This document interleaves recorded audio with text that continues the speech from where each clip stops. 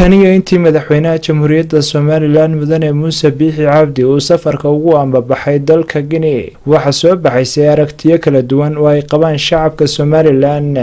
Haddaba shacab weynaha magaalada Cerigabo oo telefishinka Badda Cas TV wax ka weydiiyay sida ay u arkaan safarka madaxweynaha Soomaaliland uu ku tagay dalka Guinea Conakry ee galbeedka qaaradda Afrika. waxaana dadweynaha ku dhaqan magaalada Cerigabo ay ka dhibteen safarka madaxweynaha Soomaaliland uu ku tagay dalkaasi aragtiyo kala duwan. taasiyadu waxaan filayaa in aanay isweydiin balahayno waxaynu nahay dawlad u baahan saaxiibo, waxaynu nahay dawlad u baahan ictiraaf, in albaabo badan la garaaco oo cid kasta oo maxaan ku raadayay la tuhmayo albaabkooda la garaaco.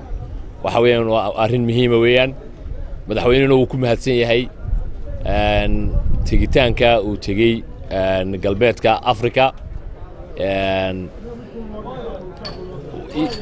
Afrika iyo Asia iyo Aasiya iyo Yurub iyo Ameerikaba in loo tago danaha Soomaaliland waa muqadas weey.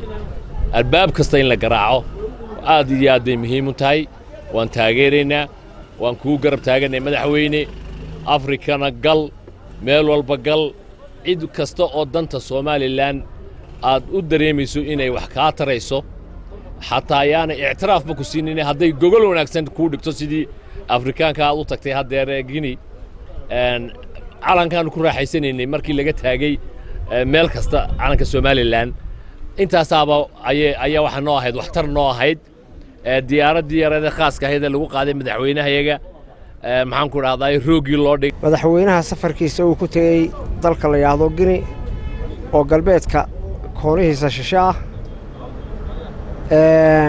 waxaan leenahay madaxweynaha boqolkiiba boqol ayaan ku taageeraynaa. hambalyo baan leenahay, hambalyo. waxaan ka rajaynaynaa madaxweyne inaad guul ka keeni doonto, waliba guul aad ka keeni doontaan ayaanu insha Allah taala rajaynaynaa. sidoo kale muuqda in Guinea Soomaaliya ay xiriirka u jirto. waxa weeyaan arrinkaas inagu waxaan Soomaaliland balan yiraahdaa. waxa weeyaan waxaan ku aan aad ugu faraxsanahay inaan Guinea xiriir qadiimi ah oo jiri doono insha Allah taala Soomaaliland ay jirto in la yeelan doono. aad iyo aad baan ugu soo dhaweynaynaa, kuna hambalyeeynaa, ku taageeraynaa. wixii wanaagsanna waa la isku taageeraa, wixii xun iyo waa wax xun. wixii wanaagsan qof diiday de wax wanaagsan meel la isagu meel aqli kuma jiro deeka.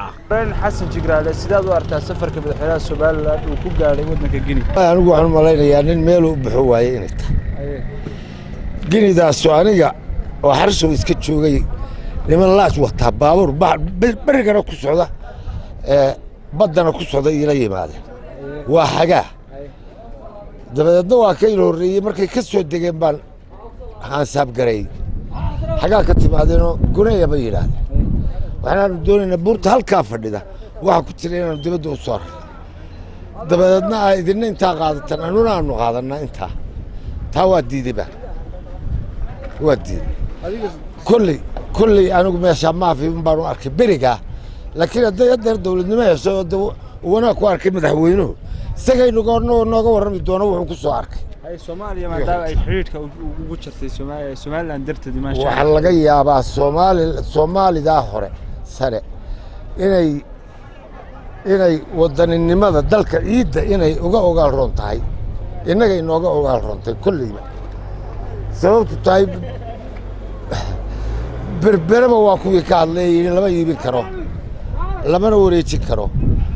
waxay kulli anigu waxaan hubaa inay halkaas aniga shaki bay ga jiraa. hadduu madaxweynaha isagaynu weydiin doonaa sababtu u tagay markuu soo noqdo. waa waajib inuu soo bandhigo wuxuu kula kulmay wuxuu kula soo heshiiyey oo dhan. haddii taa la waayo waa sidaan u aragnaa maafiya wey. ugu horeyn safarka madaxweynaha Soomaaliland uu tagay wadanka Guinea suuma ma kulmo guulaynu dhalinay iyo guulayno soo hagtay goolaynu dhalinay. dawaanin iyo dooqeed si nin walba wuxuu doono hadlaya ma garad ma fahantay. inagu mabda bayna doonanay waxaynu danka lahayna ka soo qabsanay. maxaa jiro kale safarkaasi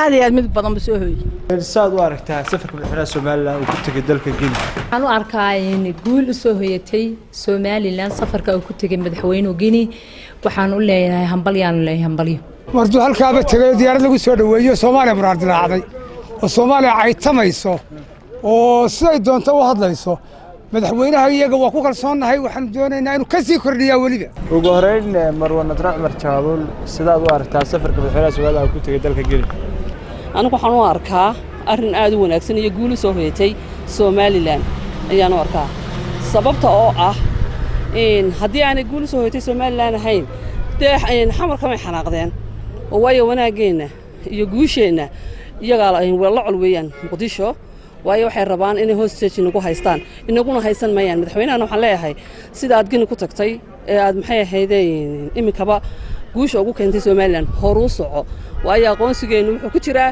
inagoo cid walba albaabadooda garaacna waxbay naga magelin Muqdishona ha ku quusato maanta waxaan arkaa inay arrintaas arrin Soomaaliland u soo yeetay tahay guul soo yeetay waana ku mahadinayna cidda ka xunna waa kaga xunnahay waa ku hortaagan Soomaaliland tiri maxaan ku raahdaa wax baan xiriirka u jaraynaa awalba Guinea ma aqoon safaaradina kama ool waxa safaarado ay kala haysteen ma jirin waxay xiriirka u jiraysaa iska bayaraaba marka waxa weeye waa iska nooc maxaan ku raahdaa milxaasidnimo ah iska xaasidnimo Soomaaliya waxa weeyaan Soomaaliland maxaa wax ugu dhaqaaqeen weey madaxweynaha iyo waftigiisa aad iyo aad baan ugu taageersanahay tegidda uu tagay dalalka Afrika gaar ahaan Guinea hawsha uu ka hayo madax banaanida iyo haddana uu doonay waanu ugu ducaynaa Ilaahay ku soo guuleeyo aad iyo aad baan u taageersanahay shacabka reer Ceergaabo